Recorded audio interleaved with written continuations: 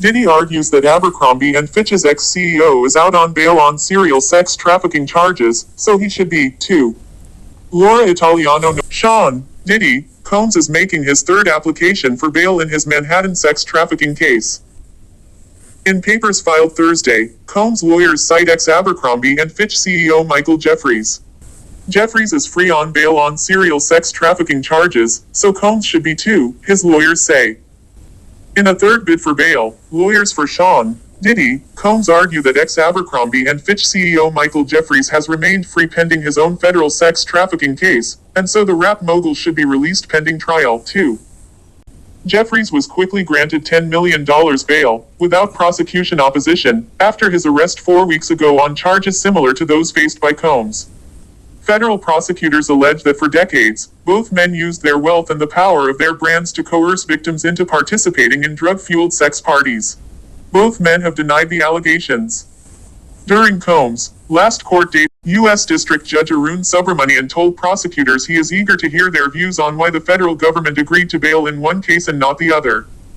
Assistant U.S. Attorney Christy Slavic said she would be prepared to detail how the cases are highly unlike. On Friday morning, prosecutors submitted a 2-page letter to the judge that broke down the differences between the two sex trafficking defendants. Unlike Jeffries, Combs is charged with racketeering for allegedly running a criminal enterprise that included repeated acts of violence by Combs and his co-conspirators, including multiple acts involving kidnapping, arson, and forced labor, prosecutors wrote. Also unlike Jeffries, Combs is accused of using firearms. As recently as March 2024, firearms and ammunition, including 3 AR-15s with defaced serial numbers, were recovered from Combs' residences, prosecutors wrote, referring to weapons seized via a search warrant executed on his Miami and Los Angeles homes. Combs continues to obstruct justice by contacting witnesses and victims while in jail, prosecutors alleged in Friday's letter. And unlike the 80-year-old Jeffries, who has no criminal history, Combs has been arrested and investigated multiple times for crimes of violence and obstruction. Combs' legal team said in a letter sent to the judge Thursday that the two former fashion executives have similar indictments and are similarly accused of witness intimidation. A third federal sex trafficking defendant in an unrelated New York case was also allowed to post bail while fighting his case, lead attorney Mark Agnifilo wrote in the memo. That case involves an upstate New York man who remained free pending a January plea to federal sex trafficking charges. Prosecutors are fighting Combs' bail offer, which includes a $50 million bond collateralized by his Miami mansion, plus home confinement with round-the-clock monitoring. Last month, a different set of federal prosecutors approved Jeffries' conditions of release, which pale in comparison to the conditions proposed by Mr. Combs, his lawyers had argued last week.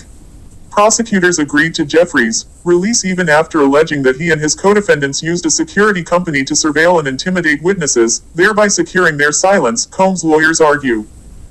Allegations of witness intimidation have impeded Combs' bail efforts since mid-September when he was arrested in a 5-star Midtown Manhattan hotel, the Park Hyatt, New York, where he had been staying in anticipation of turning himself in.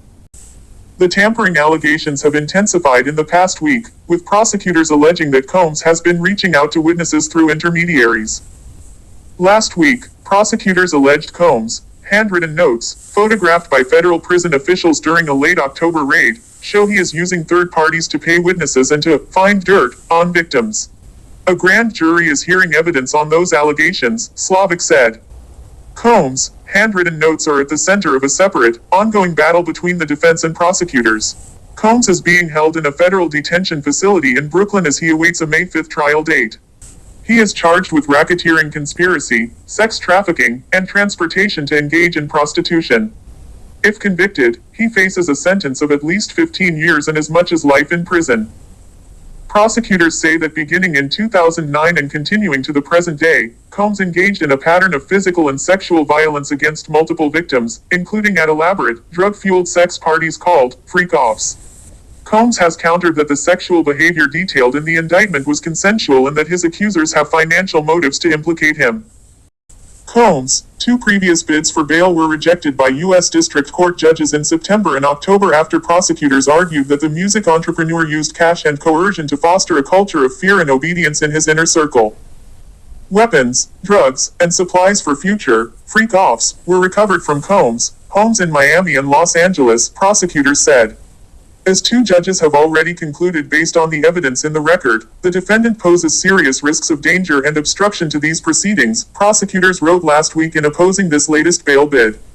Even in jail, Combs has orchestrated social media campaigns that are, in his own words, aimed at tainting the jury pool, prosecutors wrote. Combs has also made efforts to publicly leak materials he views as helpful to his case, and contacted witnesses through third parties, they wrote. A spokesperson for the U.S. Attorney's Office and an attorney for Jeffries did not immediately respond to requests for comment. Agnifilo declined to comment on this story, saying that he is only speaking about the case in the courtroom and in legal filings. Sean Diddy Combs' legal team has highlighted a perceived double standard in how his case is being handled compared to Michael Jeffries, the former Abercrombie & Fitch CEO, who is also facing federal charges related to sex trafficking.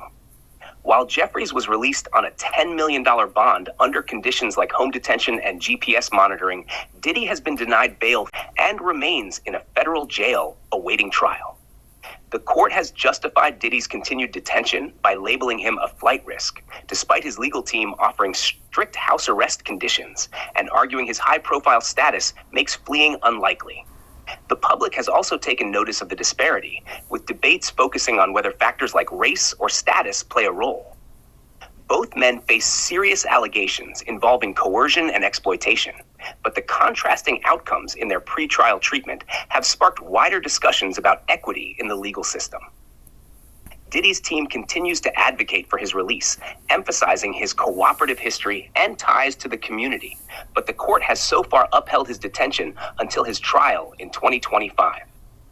The situation has drawn significant media and social media attention, with many questioning the fairness of these legal decisions. Sean Diddy Combs' lawyers have presented a revised proposal in his third bid for bail, suggesting he stay under house arrest at a New York property rather than his Miami home. They assured the court that the location could be closely guarded at Diddy's expense. The judge has delayed his decision until next week, awaiting additional legal submissions. Prosecutors, however, remain concerned about potential witness interference and public influence if Diddy is released. His trial is scheduled for May 2025. It's possible that Diddy could consider settlements with victims if it helps resolve some legal challenges, but that would depend on the specific circumstances and legal advice he receives. Paying victims can sometimes be part of a broader strategy in civil cases, but in criminal cases like his, financial settlements might not directly affect his incarceration or trial outcome. It would also depend on whether victims are open to such arrangements and how prosecutors interpret any actions as part of the legal proceedings. The comparison between Diddy's case and Michael Jeffries is adding pressure to the court's decision on bail. Many people argue that Diddy deserves similar treatment, especially since Jeffries, facing comparable sex trafficking charges, was released on bond. While this public pressure may influence the conversation, the judge will likely base the decision on Diddy's proposed conditions and his perceived risk. The focus on fairness in handling high-profile cases might work in his favor this time, but it's ultimately up to the court. Prosecutors argue that comparing Diddy's case to Michael Jeffries oversimplifies the differences between them. Prosecutors are saying Diddy's case is more serious than Michael Jeffries's because of additional accusations like tampering with witnesses and other alleged criminal activities. These details, they argue, make the two cases very different, which is why they oppose bail for Diddy. The court will decide next week whether his proposed conditions for release, like house arrest in New York with private guards, are enough to address these concerns. Thanks for watching. If you enjoyed the video, please give it a thumbs up, subscribe for more content, and leave a comment below.